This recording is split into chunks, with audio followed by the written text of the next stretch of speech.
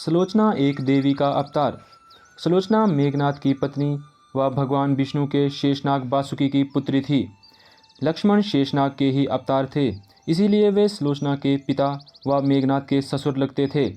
सुलोचना को नागकन्या कहा जाता था। जब मेघनाथ अपने पिता की आज्ञा का पालन करने के लिए युद्ध करने लगा, युद्ध के दौरान उसने सारे प्रयत्न किए, लेकिन वह विफल रहा और युद्ध में लक्ष्मण के घातक बाणों से मेघनाथ मारा गया। लक्ष्मण ने मेघनाथ का सिर उसके शरीर से अलग कर दिया। उसका सिर श्री राम के पास रखा गया। श्री राम मेघनाथ की मृत्यु की सूचना मेघनाथ की पत्नी सुलोचना को देना चाहते थे। उन्होंने मेघनाथ की एक भुजा को बाण के द्वारा मेघनाथ के महल में पहुंचा दिया। वह भुजा जब मेघनाथ की पत्नी सुलोचना ने देखी तो उसे विश्वास नहीं हुआ कि उसके पति की मृत्यु हो चुकी है। उसने भुजा से कहा, अगर तुम वास्तव में मेघनाथ की भुजा हो तो मेरी दुविधा लिखकर दूर करो। सुलोचना का इतना कहते ही भुजा हरकत करने लगी।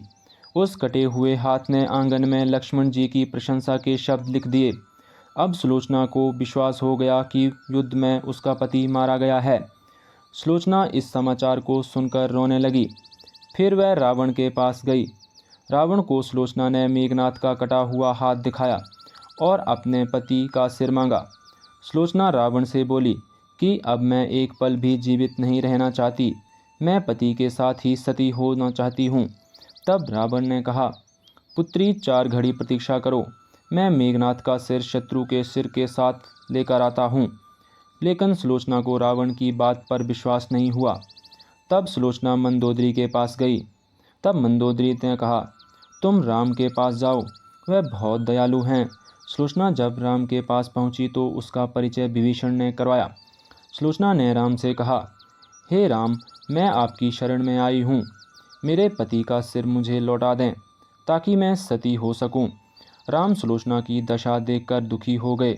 उन्होंने कहा कि मैं तुम्हारे पति को अभी जीवित कर देता हूँ। सुलोचना ने कहा, मैं नहीं चाहती कि मेरे पति जीवित होकर संसार के कष्टों को भोगें। मेरे लिए सौभाग्य की बात है कि मैं आपके दर्शन कर पाई। मेरा जन्म सार्थक हो गया, अब जीवित रहने की कोई इच्छा नहीं। राम के कहने पर सुग्रीव मेघनाथ का सिर ले आए, लेकिन उनके मन में यह आशंका थी कि मेघनाथ के कटे हाथ ने लक्ष्मण का गुणगान कैसे किया। सुग्रीव से रहा नहीं गया और उन्होंने कहा, मैं सुलोचना की बात को तभी सच मानूंगा जब यह मेघनाथ का सिर हंसेगा। सुलोचना के सतीत्व की यह बहुत बड़ी परीक्षा थी।